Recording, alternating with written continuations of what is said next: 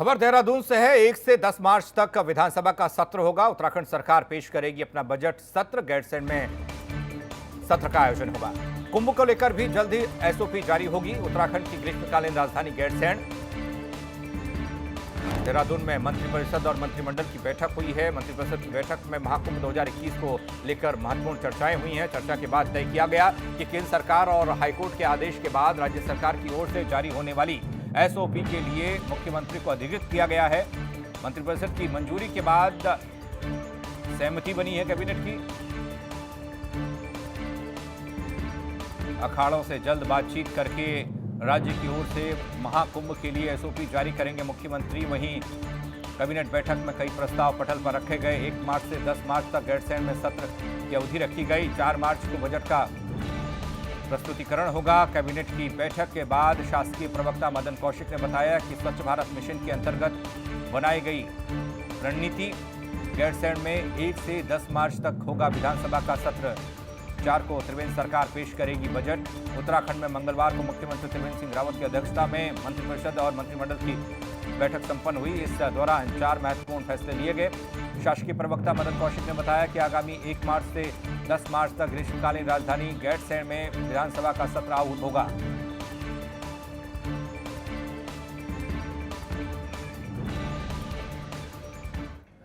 मंत्रिपरिषद की बैठक में कुंभ पर विशेष रूप से चर्चा की गई।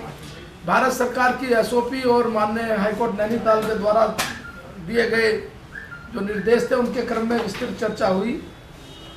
चर्चा होने के बाद उसमें ये तय किया गया कि चूंकि इसमें अखाड़ों से बातचीत करनी, माननीय मुख्यमंत्री जी को अधिकृत किया गया कि आप अखाड़ों से बात करके और इस संबंध में निर्णय ले लें। इससे अलग जो जनजीवन मिशन है इसके ढांचे को आज अनुमति दी गई है। नवीन पांडे जुड़ रहे हैं हमारे साथ, हमारे सहयोगी। नवीन, कैबिनेट की बैठक और तमाम फैसले लिए गए हैं और एक बार फिर से गैरसैंण की तरफ रुख किया जाएगा और सत्र गैरसैंण में आहूत होगा जिसकी तारीख 1 से 10 मार्च रखी गई है। बजट से इतर और क्या क्या ऐसे फैसले हुए कुंभ को लेकर, और भी कोई ऐसा फैसला जो जनहित में हो? जी बिल्कुल, आपको पंकज बता दूं कि खासतौर पे आज जो बैठक हुई कैबिनेट की, आज दो बैठकें हुई। एक तो मंत्रिपरिषद की बैठक हुई, फिर बाद में कैबिनेट की बैठक हुई, सचिवालय में ही हुई। इसमें 2 अहम, बाकी तो 5 फैसले हुए जिसमें से 1 रेफर कर दिया गया, 4 पे निर्णय लिया गया। लेकिन जो दो फैसले ऐसे हैं जो बहुत महत्वपूर्ण थे और जिसपे सबकी निगाह थी। एक तो ये कि महाकुंभ 2021 को लेकर एसओपी जारी करने को लेकर। पंकज, आपको पता है कि कुंभ की बिल्कुल करीब है, लगभग शुरुआत है। 27 तारीख को नोटिफिकेशन की बात कही जा रही है सरकार की तरफ से। तो उन सब चीजों को लेकर पहले नोटिफिकेशन के पहले एसओपी किस तरीके की जारी हो, इसको लेकर पूरी बैठक फोकस थी पूरी तरीके से आज कुंभ को लेकर। जिसमें खास बात ये रही कि चूंकि केंद्र सरकार ने अपनी एक एसओपी महाकुंभ को लेकर जारी कर दी है। और पंकज, आपको ध्यान होगा कि इससे पहले हाई कोर्ट ने एक आदेश जारी किया था जो क्वारंटीन सेंटर के एवज में किया गया था, जनहित याचिका। उसमें ये कहा था कि लगभग 50 लाख लोगों को रहने की व्यवस्था एटलीस्ट वहां पे महाकुंभ के एरिया में होनी चाहिए और तमाम निर्देश दिए थे। अब सरकार के पास दिक्कत ये आके फंस गई कि एसओपी जो केंद्र सरकार ने जारी की वो भी बड़ा सख्त है और हाई कोर्ट की भी पूरी निगाह है। तो ऐसे में मंत्रिपरिषद और मंत्रिमंडल यानी कैबिनेट दोनों ने फैसला किया कि इसको लेकर मुख्यमंत्री बात करेंगे। अब सवाल यहाँ पे ये है कि पहले ही कुंभ में को लेकर और महाकुंभ को लेकर जो यहाँ के संत हैं, अखाड़े हैं, अखाड़ा परिषद के अध्यक्ष हैं, उन्होंने साफ कह दिया था कि पूरा दिव्य और भव्य कुंभ होगा। लेकिन जो हालात हैं ये भी आप भी जानते हैं कि पूरी तरीके से धरातल पे कहीं दिखाई नहीं दे रहा है। दीवालों पे पेंट करने से लेकर तमाम चीजें।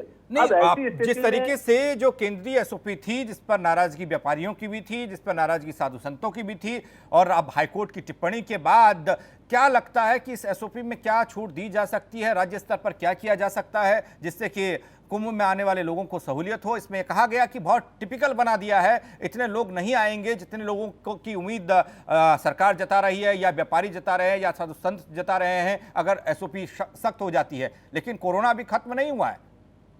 जी बिल्कुल पंकज, मैं वो बिल्कुल सही कहा आपने। उसी बिंदु पर आना चाह रहा था कि मुख्यमंत्री को मुलाकात जो अखाड़ों से करनी है वो इन्हीं बिंदुओं पे करनी है। देखिए, एक तरफ अखाड़े कह रहे हैं कि पूरा दिव्य भव्य होना चाहिए और हमें जो है इसको कराना भी है। दूसरी तरफ सरकार भी कह रही है, लेकिन सरकार की जो तैयारियां हैं वो उस काबिल नहीं दिख रही हैं। तो इसलिए जो है कहीं ना कहीं एसओपी जारी करने से पहले कहीं ना कहीं हो सकता है कि सरकार जाके वहां पे साधु संतों को बताए, जैसा आपने कहा कि कोरोना का भी काल चल रहा है, कोरोना अभी खत्म नहीं हुआ है, वैक्सीन आ गई है, लेकिन हम उतने लोगों तक कैसे पहुंच पाएंगे।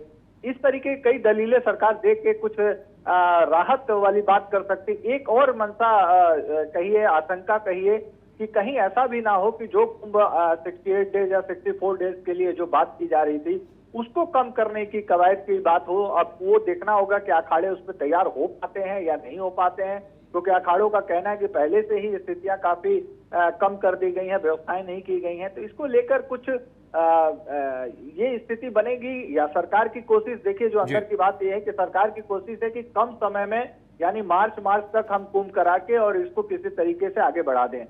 लेकिन संतों का ये कहना है कि ये चीजें हमें बिल्कुल पसंद नहीं है, ना हमें ये बर्दाश्त है। अब देखना ये बड़ा दिलचस्प होगा कि एसओपी राज्य सरकार किस आधार पे संतों से मिलने के बाद, अखाड़ों से मिलने के बाद नवीन, एक और महत्वपूर्ण सवाल जो आज फैसला हुआ है वो ग्रीष्मकालीन राजधानी गैरसैंण में बजट सत्र को लेकर सवाल हुआ और इसको किस तरीके से अमली जामा पहनाया जाएगा, क्योंकि विपक्ष के निशाने पर हमेशा सरकार रही है और सरकार के लिए कहा गया है केवल फोटो खिंचाने के लिए और माल्यार्पण करने के लिए गैरसैंण जाते हैं।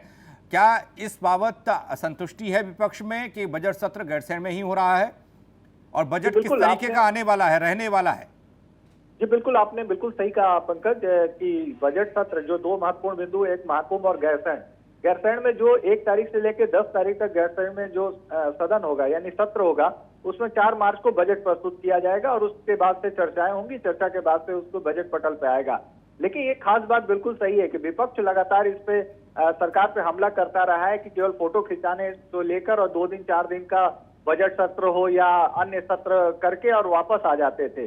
तो ये ठीक है कि बजट सत्र को लेकर कांग्रेस का कहना है कि बजट सत्र हो और बजट सत्र एक अच्छा प्रयास है, लेकिन अभी भी कांग्रेस का यही कहना है यानी मुख्य विपक्षी दल का कि सरकार वहां केवल बजट सत्र ना करे बल्कि वहां रहे, 1-2 महीना रह के वहां से पूरा विधानसभा को संचालित किया जाए, तभी जाके गैरसैंण का मतलब सिद्ध होता है या बहराइच से जहां पे विधानसभा बना हुआ है उसका मतलब सिद्ध होता है। तो कहने का मतलब सरकार इस तरीके से 8 दिन 10 दिन के लिए जाए, टच एंड गो वाली स्थिति करती है, तो इसको लेकर अभी भी विपक्ष बहुत ज्यादा खुश नजर नहीं आ रहा है। जी।